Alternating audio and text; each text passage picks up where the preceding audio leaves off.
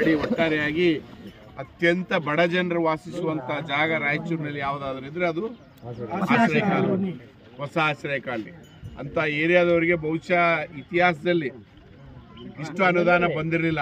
ನಾವು ಕೊಟ್ಟರು 50 ಲಕ್ಷ, 1 ಕೋಟಿ ರೂಪಾಯಿ ಕೊಡ್ತಿದ್ವಿ ಒಂದೊಂದು ವಾರ್ಡಿಗೆ.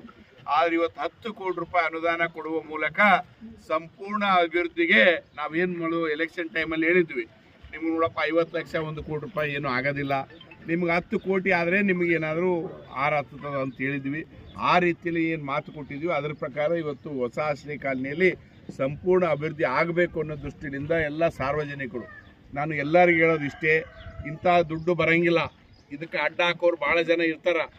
ಯಾರು ಅಡ್ಡ ಹಾಕಿದ್ರು ನಾನು ಮುಲಾಜಿಲ್ಲದೆ ಕ್ರಮ ಕೈಗೊಳ್ತೀನಿ. ಮತ್ತು ಏನಾದರೂ ವ್ಯತ್ಯಾಸಗಳಾದ್ರೆ ನೀವೆಲ್ಲ ವಾರ್ಡಿನವರು ನಿಂದಿರ್ಬೇಕು, ನಿಂತು ಕೆಲಸ ಮಾಡಿಸ್ಕೋಬೇಕು. ಇದು ನಿಮ್ಮ ಜವಾಬ್ದಾರಿ. ನಾವು ದಿನ ಬಂದು ನಿಂದ್ರಕ್ಕಾಗಂಗಿಲ್ಲ, ಆದ್ರೆ ನನ್ನ ಸಂಪೂರ್ಣ ಶಕ್ತಿ ನಿಮ್ಮಿಂದಿರ್ತದ. ಯಾರು ಏನು ಅಡ್ಡ ಬಂದ್ರೆ ಸಹಿತ ಮುಲಾಜಿಲ್ದಂಗೆ ಒದ್ದು ಹೊರಗೆ ಹಾಕ್ಬೇಕು. ಅರ್ಥ ಆಯ್ತಾ? ಇದು ನಿಮ್ಮ ವಾರ್ಡಿನ ಕೆಲಸ, ನೀವು ಮಾಡಿಸ್ಕೋಬೇಕು. ನೀವು ಜೀವನ ಪರ್ಯಂತ ಇಲ್ಲೇ ಇರೋರು. ಮಳೆ ಬಂದರೆ ನಿಮ್ಮ ಮನೆಗಳಿಗೆ ನೀರು ಹೋಗ್ತಿದ್ವು, ನಿಮ್ಮ ಆಂಬುಲೆನ್ಸ್ ನಿಮ್ಮ ಮನೆಗೆ ಬರೋಕ್ಕಾಗಿಲ್ಲ, ನಿಮ್ಮ ಮಕ್ಕಳು ಸೈಕಲಲ್ಲಿ ಹೋದ್ರು ಬೀಳ್ತಿದ್ರು, ಎಷ್ಟು ತೊಂದರೆಗಳು. ಇವತ್ತು ಒಂದು ಅವಕಾಶ ನಿಮಗೆ ಜೀವನದಲ್ಲಿ ಮತ್ತೆ ಈ ಅವಕಾಶ ಬರಂಗಿಲ್ಲ. ನೀವು ಎದುರಿಗೆ ನಿಂತು ಕೆಲಸ ಮಾಡಿಸ್ಕೊಂಡು ಮತ್ತು ಇಂಜಿನಿಯರಿಂಗ್ ಸಹಕಾರ ಮಾಡಿರಿ. ಸಣ್ಣ ಪುಟ್ಟ ಪಾಂಟಿಗಳು ಅದ್ರ ಬಂದರೆ ತೆಗಿರಿ.